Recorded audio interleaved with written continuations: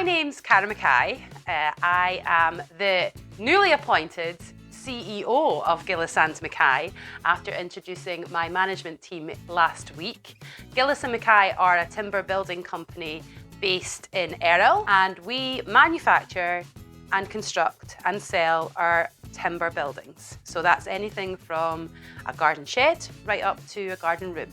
So all of these buildings are handcrafted by us in our green little workshop in the Cars of Gowrie, and we've been doing that for, well, this is our 34th year.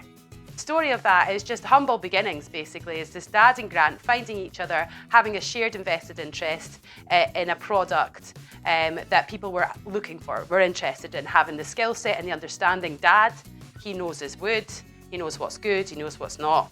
And Grant with his craft, and the two of them coming together, sharing this knowledge and just basically making this business flourish. And it was a very much grassroots entrepreneurial venture for the pair of them, and it was to support their families. So Dad had a very young family, 5 children under 5. So Dad and my stepmom Caroline. So Dad came with 2, Caroline came with 2, and then they had one.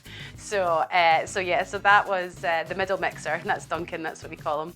So it was a beautiful venture. Caroline came in. She helped Dad and Grant in terms of like all the business side of things, and it ticked along like that. They had a couple of joiners join them, and they started to grow and grow, and it's just sort of flourished from there.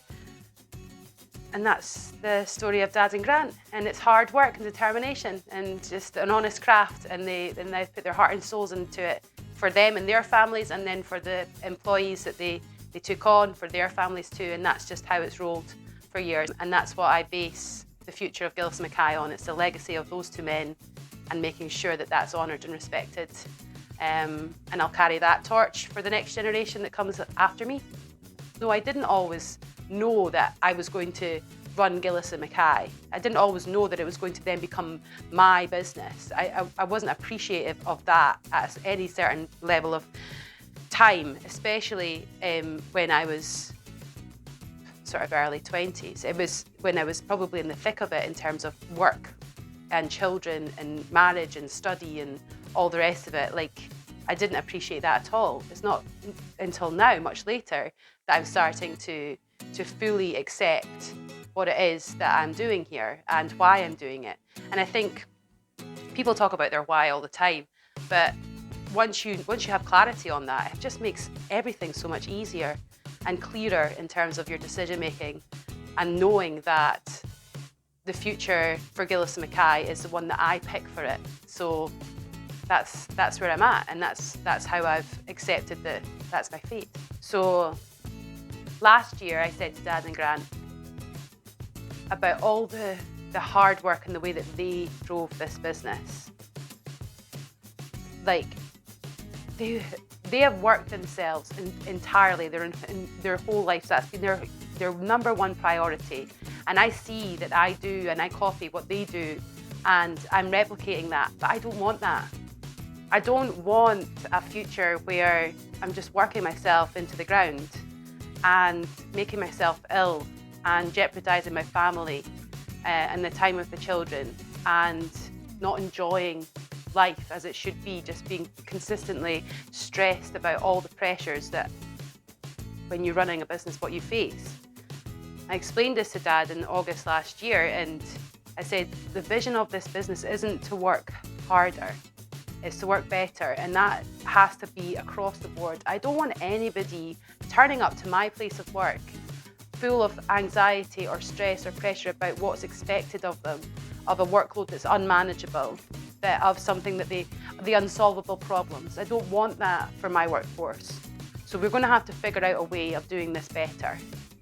Work achievements just now, I think, is just realistically the time that we're in. The time that we're in at this precise moment. I will never ever take it for granted.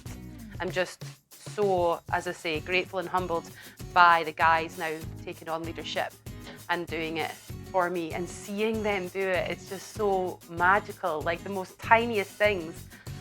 The operations director messaging the group everybody ready for stand-up 7:30. Like, that used to be me, and now he's doing it. Like, that for me is incredible. It made me want to cry. It's the most simplest things.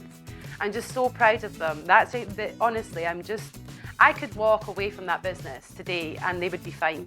And knowing that is just really nice, really, really nice. It's never the advice that you're capable of giving. It's always something that you've received or heard before. Do you know what I mean? It's like you've seen someone say it, you've had it given to you. And I think when I was telling you about the hardship times that I've been through in Gilles and Mackay and the hardest learnings that I have had to overcome, I think the biggest one for me is recognizing when you are in a position of leadership. You are in a space where you're expected to step up and lead other people that don't want to follow you, that think that you can't do it and you're not very good and you should probably just go and do something else. If you're ever in that position, the advice that I got, I remember it quite clearly. I was crying in my car, another awful situation with a really harsh, horrible conversation, and staff just not wanting me at all, and sitting in my car and on the phone to Chris, and he says to me, you can't be their friend. You're not there to be their friend. You're there to lead them. So you need to stop trying to be their friend and start being their leader. And it's going to be lonely, and you'll not be accepted, and it's going to be hard. But if you do it, it will come round and everything will be better. And knowing that when he was saying that I wasn't allowed to be their friend, that I should stop trying to feel acceptance from them or stop trying to gain acceptance from them, that was the biggest sort of piece of advice that I really needed to hear. It's like seeking approval from others that's not what leadership is.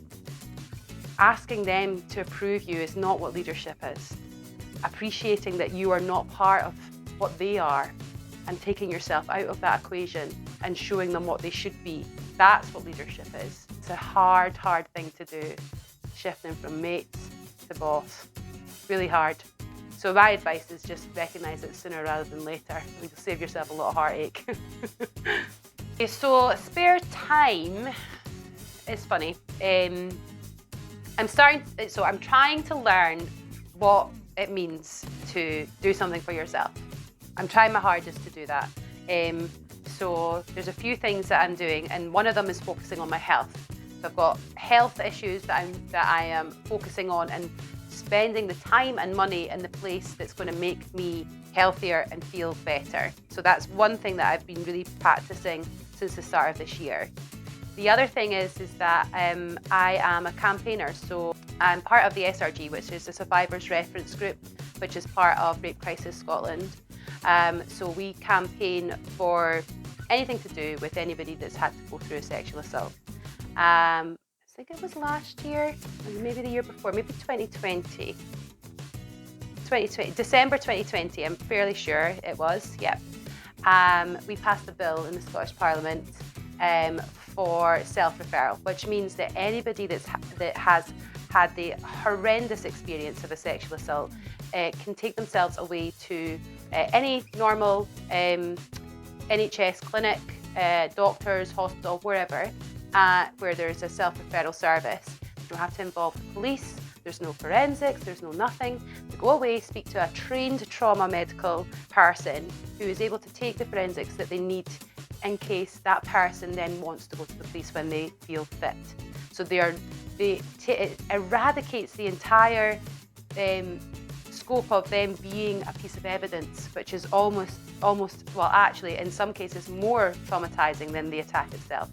So this was a huge deal, and it almost never got through. There was a huge, massive, carry-on argument around it in terms of gender and trans rights. There was this whole sideline chat about it. It was so ridiculously dramatized, but it got through, and we were just ecstatic. And And I swear, like my mum always says, like, if you never do anything again, that is enough.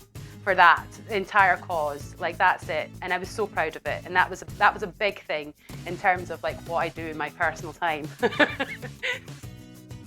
When you make a decision, that's it. Decision's made. And then everything that comes after that is to ensure that that decision comes to fruition, like works. I don't know how to describe that, but that's me. Decisive, yeah. Well, there you go. That's my word. Decisive. Make decisions quickly.